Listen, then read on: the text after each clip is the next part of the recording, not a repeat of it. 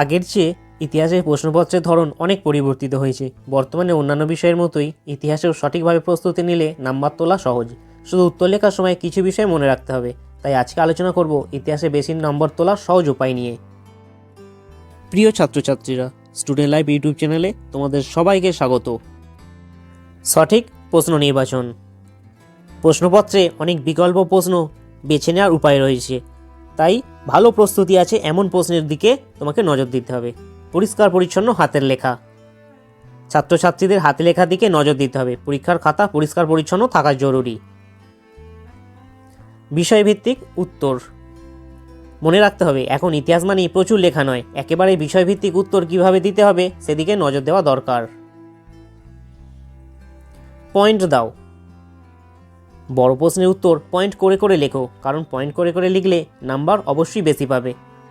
এবার আমরা আলোচনা করব ইতিহাসের সাজেশন নিয়ে। নাম্বার 1, জাদুঘর বলতে কী বোঝো? অতীত পুনর্গঠনে জাদুঘরের ভূমিকা লেখো। উপনিবেশিক রাষ্ট্রগুলিতে জাতিগত ব্যবধানের প্রভাব আলোচনা করো। নাম্বার 3, উপনিবেশিক ও সাম্রাজ্যবাদ বিষয়ে হবসন লেনিন তত্ত্ব আলোচনা করো।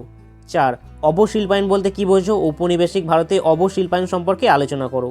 5, সাম্রাজ্যবাদ বলতে কী বোঝো? সাম্রাজ্যবাদ উদ্ভবের কারণগুলি আলোচনা করো।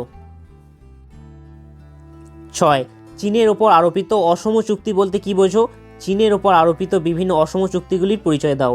7, চীনের চারঠামে আন্দোলনের কারণ ও প্রভাব সম্পর্কে আলোচনা করো। 8, 1935 সালে ভারত শাসন আইনের প্রেক্ষাপট ও গুরুত্ব সম্পর্কে আলোচনা করো। 9, কিউবার ক্ষেপণাস্ত্র সংকট সম্পর্কে কী জানো? এর গুরুত্ব কী ছিল? 10, স্বাধীন ভারতের প্রথম 3টি পঞ্চবার্ষিকী পরিকল্পনার লক্ষ্য ও গুরুত্ব আলোচনা করো। 11, জালিয়ানওয়ালাবাগ হত্যাকাণ্ডের পটভূমি আলোচনা করো এবং ঘটনার গুরুত্ব আলোচনা করো। 12, আগস্ট আন্দোলন বা ভারত ছাড়ো আন্দোলন সম্পর্কে কী জানো লেখো। সার্ক প্রতিষ্ঠার প্রেক্ষাপট আলোচনা করো। সার্কের উদ্দেশ্য কী ছিল? চিরস্থায়ী বন্দোবস্তের প্রধান শর্তগুলি লেখো। ভারতীয় অর্থনীতিতে এর প্রভাব কী ছিল? ক্যান্টন বাণিজ্যের মুখ্য উদ্দেশ্যগুলি কী ছিল? এই বাণিজ্যের অবসান কেন হয়েছিল? ঈশ্বরচন্দ্র বিদ্যাসাগরের শিক্ষা ও সংস্কারের বিবরণ দাও।